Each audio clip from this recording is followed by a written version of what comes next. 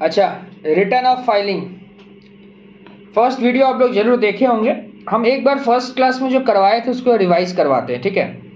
देखिए, बहुत easy chapter है, छोटा चैप्टर है, ठीक है।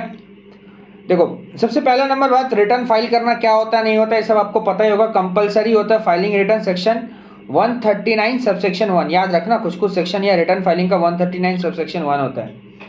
जो कंपनी और फर्म होता है उसको कंपलसरी है, करना पड़ेगा करना पड़ेगा करना पड़ेगा। रिटर्न फाइल कंपनी को और फर्म को, फर्म जहां जहां है वहां LLP, firm company LLP, company firm LLP को रिटर्न फाइल करना ही पड़ेगा। जीरो इनकम है तब भी करो, नील रिटर्न फाइल करो, करो लेकिन करो, रिटर्न फाइल करो करो करो करो करो। कौन? Company, firm, LLP. एमसीक्यू के लिए यही सब तो आता है यार। नेक्स्ट, अगर मैं कंपनी, फर्म, एलएलपी नहीं हूं तो कौन हो? Individual, HUF, AOP, BOI, AJP. हाँ तो ठीक है, तुम लोगों का ड्यू डेट होगा उसमें कर देना, लेकिन कुछ कुछ कंडीशन है, सुनो। अगर तुम्हारा total income without giving the effect of provision chapter 6 से, मैंने डिडक्शन लेने से पहले, या ये सब, अच्छा ये सब डिडक्शन कौन सा हेड्स ऑफ इनकम में मिलता है? 54, 54B, 54D, 54EC, 54F, 54G, 54GA, 54GB। कुछ याद आ रहा? ये सब कैपिटल गेन का डिडक्शन है। Exceed the basic exemption limit, मतलब ये सब डिडक्शन देने से पहले तुम्हारा जो जीटीआई होता है, जीटीआई और तुम्हारा बेसिक एग्जम्पशन लिमिट, अगर तुम्हारा जीटीआई ज़्यादा है बेसिक एग्जम्पशन लिमिट से तो रिटर्न फाइल कर देना। मान ले तुम्हारा जीटीआई आता है बॉस 4 लाख और बेसिक एग्जम्पशन लिमिट होता है 2.5 लाख, होता है ना 2.5 लाख, तो तुमको रिटर्न फाइल करना पड़ेगा। समझ में आ गया बात क्या बोले? हाँ समझ गया। अब भैया ये तो आपको पता ही होगा, individual, HUF, AOP, BOI, AJP का बेसिक एग्जम्पशन लिमिट 2.5 लाख होता है। रेसिडेंशियल जो कि 60 से ज़्यादा लेकिन 80 तक है, सीनियर सिटीजन जिसको बोला जाता है 3 लाख, और 80 के ऊपर होने से 5 लाख। अब अभी हम बोले ना कि अगर तुम individual, HUF, AOP, BOI, AJP है, तो अगर तुम्हारा जीटीआई या डिडक्शन क्लेम करने से पहले 54 वाला जितना डिडक्शन है क्लेम करने से पहले अगर वो बेसिक एग्जम्पशन लिमिट को ऊपर लेके चला जाता है, माने वो अगर ज़्यादा होता है तो तुमको रिटर्न फाइल करना पड़ेगा। हाँ सही बात है, लेकिन लेकिन लेकिन लेकिन यहाँ पर भी कुछ कुछ केसेस है, अगर ऐसा होता है तो रिटर्न फाइल कर देना। सुनो, person other than company firm, भैया other than company firm LLP क्यों बोल रहा है? क्योंकि कंपनी, फर्म, एलएलपी इन लोगों को तो रिटर्न फाइल करना पड़ेगा करना पड़ेगा करना पड़ेगा करना पड़ेगा। कोई कंडीशन नहीं है, जीरो इनकम से रिटर्न फाइल कर दे। Compulsory required to file return, किन लोगों का बात चल रहा है? Individual, HUF, firm, AOP, BOI, AJP, if their income does not exceed basic exemption limit. Oh my God, does not exam, अच्छा बेसिक एग्जम्पशन लिमिट क्रॉस नहीं कर रहा लेकिन तब भी रिटर्न फाइल करते हैं। अगर तो ये सब काम कर रहा था, कब? सीधा सा बात है, तेरा बैंक अकाउंट में, करंट अकाउंट में डिपॉजिट कर रहा है 1 से ज़्यादा, करंट अकाउंट में 1 करोड़ से ज़्यादा, रिटर्न फाइल कर। तो अगर फॉरेन ट्रैवलिंग एक्सपेंसेस 2 लाख से ज़्यादा है तो रिटर्न फाइल कर। इलेक्ट्रिसिटी बिल अगर 1 लाख से ज़्यादा आता है तो रिटर्न फाइल कर।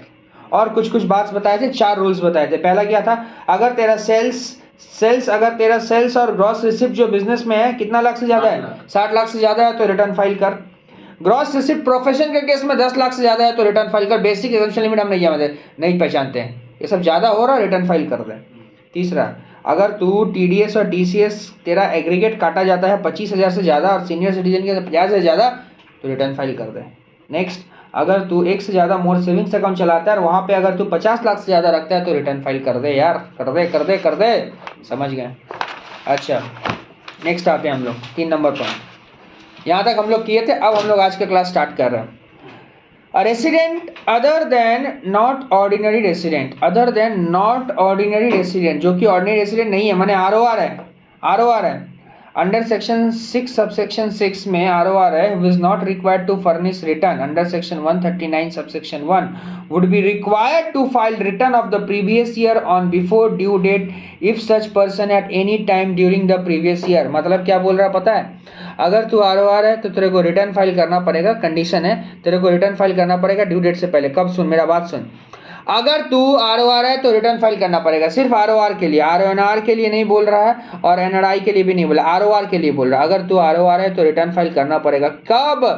ये जब 2 पॉइंट करेगा तू, सुन, अगर तू बेनिफिशियल ओनर है, क्या है बेनिफिशियल ओनर। अब भैया बेनिफिशियल ओनर का मतलब क्या होता है ये तो समझा दीजिए।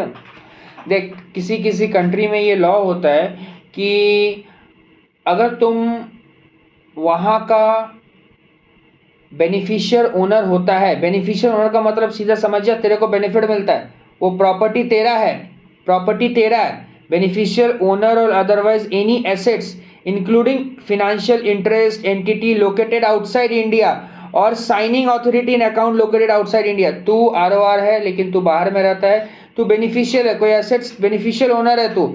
अगर तू बेनिफिशियल ओनर होता है और तू आरओआर है, रिटर्न फाइल करना पड़ेगा बेनिफिशियल ओनर के केस में भी। और अगर तू बेनिफिशियरी है, बेनिफिशियरी का मतलब समझता है, कोई ट्रस्ट तेरे को अपना बेनिफिशियरी बना दिया। मान ले हम एक ट्रस्ट चलाते थे, हम वो ट्रस्ट चलाते थे, हम बेनिफिशियरी तेरे को बना दिए, तो तेरे को बना दिए बेनिफिशियरी, तेरे को रिटर्न फाइल करना पड़ेगा। तो बेनिफिशियल ओनर के केस में भी और बेनिफिशियरी के केस में भी। बेनिफिशियरी और बेनिफिशियल ओनर क्या होता है नीचे पर देख। बेनिफिशियल ओनर का मतलब होता है any individual was provided directly और इनडायरेक्टली कंसिडरेशन। अरे तू अगर उस एसेट्स के लिए डायरेक्टली और इनडायरेक्टली कंसिडरेशन दिया, मैंने पैसा दिया है for immediate future benefit direct और इनडायरेक्ट और हिमसेल्फ। अरे सीधा सा मतलब यार ऐसा होता है, मान ले तू अमेरिका में रहते हो, तू आरओआर है, तू मेरे को बोला भैया आप तो इंडिया में रहते हो, आपको तो बाहर आना नहीं, आप तो इंडिया में पढ़ाओगे, तो आप एक काम करो ना, आप ये जो एक घर है ना आप मेरे नाम पे खरीद दो, हमको बेनिफिशियल ओनर बना दो। हम बोले ठीक है कोई दिक्कत नहीं। अब इस घर का बेनिफिशियल ओनर तुम है, तुम भले अमेरिका में रहता है बट तुम आरओआर है, तुमको रिटर्न फाइल करना पड़ेगा। ये तो हो गया बेनिफिशियल ओनर का मतलब, जो कि डायरेक्टली या इनडायरेक्टली कंसिडरेशन पेमेंट किया है, ठीक है। और बेनिफिशियरी का मतलब क्या होता है, any individual who derive benefit from the assets, जिसको उस एसेट से बेनिफिट मिलता है during the previous year and the consideration for such asset has been provided by the person other than such beneficiary, जो कंसिडरेशन पेमेंट किया। Beneficiary का मतलब है ट्रस्ट वगैरह अगर तुमको कोई बेनिफिशियरी बनाता है और तुम आरओआर है, तुमको भी रिटर्न फाइल करना पड़ेगा। मतलब क्या समझ में आया, एक लाइन में समझ ले, बेनिफिशियल ओनर और बेनिफिशियर अगर आरओआर होता है तो रिटर्न फाइल करना पड़ेगा।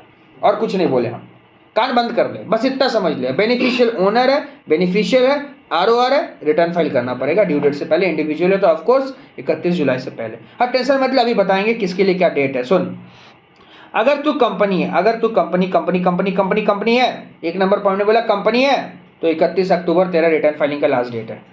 फिर क्या बोले, any person other than company, जो कि कंपनी नहीं है, whose accounts are required to be audited, जिसको ऑडिट करवाना पड़ेगा, भले कंपनी नहीं लेकिन ऑडिट करवाना पड़ेगा। अब ऑडिट करवाना पड़ेगा तो रिटर्न फाइल करना पड़ेगा। अब पहले एक बात बता दो, अच्छा पहले ऑडिट होगा ना पहले रिटर्न फाइल होगा? ऑडिट होगा ऑफ कोर्स, पहले ऑडिट होता है यार, पहले। अरे हम लोग तो आर्टिकलशिप में गए नहीं भैया, ये सब सवाल कर रहे हैं, कॉमन सेंस। पहले ऑडिट फिर रिटर्न फाइल ना, पहले पेपर चेकिंग होगा ना, पहले रिजल्ट आएगा, तो result is return filing and checking is audit, तो पहले ऑडिट फिर रिटर्न फाइल। तो समझ में आ रहा है ना। अगर तुम मान लो तीसरा पॉइंट में क्या बोला, कोई पार्टनर है फर्म में जिसका accounts required to be audited होना पड़ेगा, सीधा समझ लो पार्टनर से फर्म जिसका ऑडिट होता है उसको, इसके लिए भी 31 अक्टूबर। अच्छा चौथा पॉइंट में क्या बोला, चौथा पॉइंट देखो बोला एसएससी, अगर तुम इंटरनेशनल ट्रांजैक्शन करता है, इंटरनेशनल ट्रांजैक्शन। अब इंटरनेशनल ट्रांजैक्शन के ऊपर हम ज़्यादा नहीं बोलते हैं क्योंकि सेक्शन 92E जो है ये आपका फाइनल सीए में फाइनल में पढ़ाया जाता है, इंटरनेशनल टैक्सेशन फाइनल में पढ़ाया जाता है। अभी बस इतना जान के रखो कि अगर तुम इंटरनेशनल ट्रांजैक्शन कर रहा है ना, इंटरनेशनल ट्रांजैक्शन भी होता है, तो international return file, international transaction अगर होता है तो तुम्हारे लिए 30 नवंबर है, तुम्हारे लिए क्या है 30 नवंबर। इंटरनेशनल ट्रांजैक्शन जब भी होता है, ट्रांसफर प्राइसिंग वहाँ पे लिख ले, ट्रांसफर प्राइसिंग, ये जब अगर तुम मान लो कोई बिग 4 में ऑडिट करने जाएगा ना, जैसे बड़ा बड़ा ऑडिट फर्म जो होता है KPMG, डिलॉयट, ये सब जो होता है, ये लोग दो तरह का टैक्स रिटर्न फाइल करते हैं, एक कॉर्पोरेट वाला और एक इंटरनेशनल वाला। तो कॉर्पोरेट में सब देसी आता है, इंटरनेशनल में विदेशी होता है। तो इंटरनेशनल ट्रांजैक्शन अगर करता है तो ट्रांसफर प्राइसिंग वहाँ पे लगता है, ट्रांसफर प्राइसिंग 92E में, ठीक है। उन लोग का अलग फॉर्म आता है, फॉर्म नंबर 5 भी आता है, तो 3 भी आता है सॉरी। तो वो सब फॉर्म जब आता है तो उन लोगों का जो रिटर्न फाइलिंग होता है वो 30 नवंबर को होता है। कब होता है? 30 नवंबर। और एनी अदर एसएससी का 31 जुलाई। अब मेरा कब होगा? मेरा कब होगा? 31 जुलाई। तेरा कब होगा? 31 जुलाई। तो मतलब कंपनी का 31 अक्टूबर, इंटरनेशनल वाला का 30 नवंबर और एनी अदर एसएससी का 31 जुलाई। ठीक है, ओके चलो, वेरी गुड, थैंक यू।